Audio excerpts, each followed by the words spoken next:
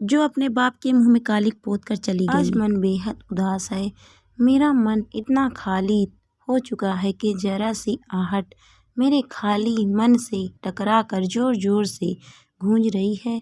मैं अपने ही ख्यालों के घोड़े दौड़ाई जा रही हूँ। शायद मैं समाज की स्थिति और खुद की मनोस्थिति में फंस चुकी हूँ। जो समाज के लिए गलत है वह मुझे पता नहीं क्यों आज सही लग रहा है। ऐसा क्यों?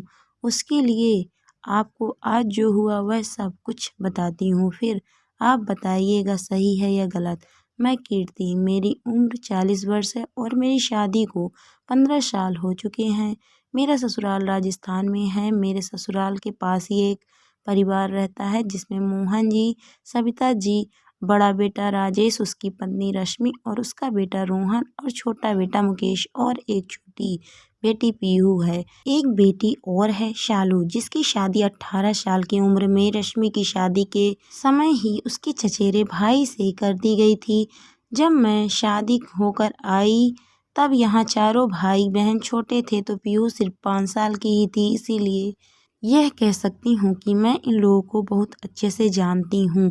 पीहू बहुत ही प्यारी बच्ची थी। दोनों बेटियाँ कभी भी अपने माँ बाबा की लाडली नहीं रही, क्योंकि उनके अनुसार लड़कियाँ सिर्फ घर का काम करने और उसके बाद शादी करने के लिए ही होती हैं। इसलिए उनकी पढ़ाई पर भी ज़्यादा ध्यान नहीं दिया गया।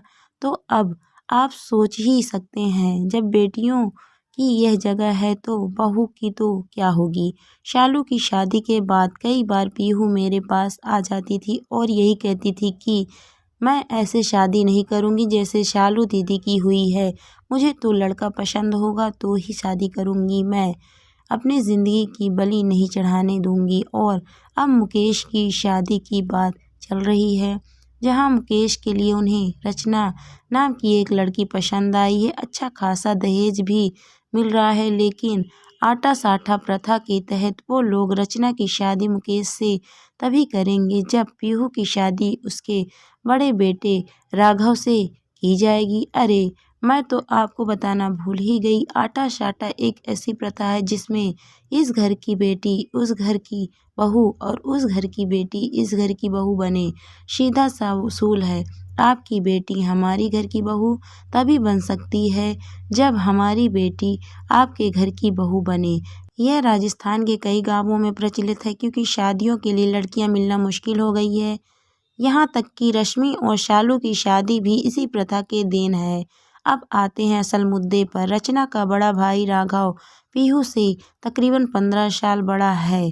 पढ़ा लिखा भी ज़्यादा नहीं है, इसीलिए जीविकोपार्जन के लिए कोई ढंग का काम भी नहीं कर पा रहा है। इसीलिए शायद इतने दिनों से उसकी शादी नहीं हुई। लेकिन उसके बावजूद भी सविता जी और मोहन जी सिर्फ अपने बेटे की शादी के लिए पीहू का रिश्ता वहाँ करने को तैयार हो गए। जाहिर सी बात है कि पीहू की इसमें कोई रजामंदी नहीं होगी। जब उसने इनकार किया तो घर वालों ने उसे डांट डपट कर चुप करा दिया, क्योंकि घर वालों के अनुसार बेटियों को शादी ब्याह के मामले बोलने का अधिकार नहीं है। जब भी वह इस मुद्दे पर बात करती हैं तो हमेशा बात लड़ाई झगड़े तक पहुंच जाती है।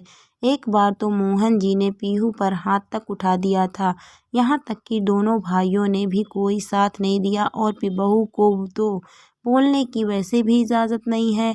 आज घर में पीहू की सगाई का प्रोग्राम था। रिश्तेदार सारे आ चुके थे। घर में काफ़ी रौनक थी। अब इतने सालों से हमारे पड़ोसी हैं तो जाहिर सी बात है कि मैं भी उनके सहयोग के लिए वहाँ उनके घर पर मौजूद थी। थोड़ी देर बाद सविता जी के साथ मैं भी पीहू के कमरे में गई तो देखा वह तो अभी तक तैयार ही नहीं है। उसे देखकर सविता जी का गुस्सा फूट पड़ा, पर अपनी आवाज़ को दबाते हुए बोली, अरे कुलक्षणी, क्या इतने लोगों के बीच हमारी नाक कटाएगी? जल्दी से तैयार हो जा। मैं कई बार आपको मना कर चुकी हूँ कि मुझे ये शादी नहीं करनी, फिर क्यों ज़बरदस्ती आप मेरी ज़िंदगी बर्बाद करने में तुले हुए हो। ज़्यादा जबान मत चला। मुकेश की शादी तभी होगी जब तेरी शादी होगी, और मैं नहीं चाहती कि उसकी शादी में कोई रुकावट आए। इसीलिए चुप कर। अगर किसी ने सुन लिया ना तो हंगामा हो जाएगा। चुपचाप तैयार हो जा, समझी? ऐसा कहकर सविता जी मुझे अपने साथ कमरे के बाहर ले आई और बाहर आकर उन्होंने अपनी बहू को सख्त हिदायत दी कि वह पीहू को तैयार करके बाहर ले आए। बहू आनन फानन में सारा काम छोड़कर पीहू के पास गई और उससे कहा, पीहू जी जिद मत कीजिए, जल्दी से तैयार हो जाइए, लोग बैठे हैं, तमाशा हो जाएगा। घर की इज्जत की बात है तो फिर घर की इज्जत के लिए मैं अपनी बलि चढ़ा दूं क्या? यहाँ बैठे लोगों को दिख नहीं रहा है कि मेरे साथ गलत हो रहा है? आ गए सब यहाँ तमाशा देखने, अब आए हैं तो तमाशा देखकर ही जाएंगे। मैं सालू दीदी नहीं हूँ, आप छोड़िए इन बातों को और जल्दी से तैयार हो जाएं। खैर पीहू जैसे तैसे तैयार हुई। हम दरवाजे पर ही खड़े थे। पीहू को तैयार होते देखकर आखिर सविता जी को तसल्ली हुई। उसके बाद वह मेहमानों की आवभगत में लग गई। गलत तो मुझे भी लग रहा था, पर क्या जवाब देती? जिनकी बेटी है वही नहीं समझ रहे हैं, यही सोचकर बूथ बनी रह गई। जानती थी कि मैं गलत हूँ, पर मेरा भी तो ससुराल ही है। हम भारतीयों का भी अजीब है, यहाँ खुद के ससुराल के साथ पड़ोस का ससुराल भी तो मिलता है। इतने में बाहर लड़के वाले भी आ गए और नाश्ते पानी के बाद सगाई का प्रोग्राम शुरू हुआ। कमरे में से पीहू को लेने सविता जी ही गईं, पर पीहू तो अपने कमरे में ही नहीं थी। सविता जी ने बाहर आकर अपने पति और बेटों से कहा, पहले तो सब लोगों घर में ही पीहू को ढूंढो। देखा तो घर के पीछे का दरवाजा खुला हुआ है। समझते देर न लगी कि पीहू तो घर से भाग चुकी। अब लोगों को क्या जवाब देंगे? जब काफ़ी समय हो गया तो मजबूरन उन्हें बताना ही पड़ा कि पीहू घर में नहीं है। क्या लड़की भाग गई? हमें बेइज्जत करने के लिए बुलाया था क्या? हमें नहीं पता था, हम तो पीहू को कमरे में ही छोड़कर आए थे। अब पता नहीं कैसे वह पीछे वाले दरवाजे से निकल गई। हम तो अब समझी हैं, हम मिलकर इस समस्या का समाधान ढूंढ लेंगे। आप कृपया शांति बनाए रखें। काहे की समधी? आपकी बेटी तो हमारी नाक कटा के चली गई, अब भूल जाइए कि हमारी बेटी आपके घर की बहू बनेगी। देखिए ऐसा न कीजिए। आप पीहू के पीछे मुकेश की सगाई क्यों तोड़ते हैं? माफ़ करना, पर शर्त यही थी, जब आपकी बेटी हमारी घर की बहू बनेगी तो ही हमारी बेटी आपके घर की बहू बनेगी। अब कोई शादी वादी नहीं होगी। ऐसा कहकर लड़के वाले तो वहाँ से निकल गए। पीछे लोग बातें बनाते रहें। कैसी बेटी है, अपने माँ बाप की इज्जत को मिट्टी में मिलाकर भाग गई। अरे ऐसी लड़कियाँ कुलक्षणी होती हैं, उन्हें कहाँ किसी की इज्जत से कोई लेना देना। अरे अब मेरे मुकेश की शादी का क्या होगा? वह कुलक्षणी कुलघातनी अपने साथ साथ अपने भाई की ज़िंदगी बर्बाद करके चली गई। पैदा होते ही मर जाती तो अच्छा था। अब की बार सविता जी ने कहा, मर गई वो मेरे लिए। नहीं चाहिए ऐसी बेटी जो अपने बाप के मुंह पर कालिख पोत कर चली गई। मोहन जी ने कहा, मैं क्या बोलती, मैं उन लोगों को संतावना देकर सीधे अपने घर आ गई। लोगों ने पीहू को कुलक्षणी कुलघातनी आदि खूब सारे नाम दिए। पता नहीं क्यों मैं लोगों की तरह बात नहीं कर सकती। सच कहूँ तो मुझे कुछ भी गलत नहीं लगा।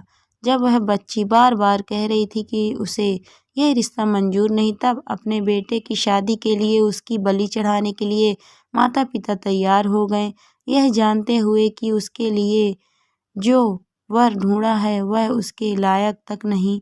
कुछ लोग इन लोगों को बहुत कहेंगे कि लड़ना चाहिए था, पर एक बात बताइए, बहुत दिन से लड़ ही तो रही थी अपनों से अपने लिए, पर जीत नहीं पा रही थी। वह गलत कहाँ है? वह भाग गई तो गलत है, पर यदि वह आत्महत्या कर लेती तो वह बेचारी और माता पिता अत्याचारी हो जाते। हर स्थिति के लिए हमारे समाज में कुछ सोची समझी बातें बना रखी है और आखिर में आटा साठा प्रथा के तहत लड़कियां ढूंढते हो। उससे बेहतर है कि अपने बेटों को इस लायक बनाओ कि लोग रिश्ता करने से ना कतराए। बेटियों को आगे करके बेटों की शादी मत कीजिए।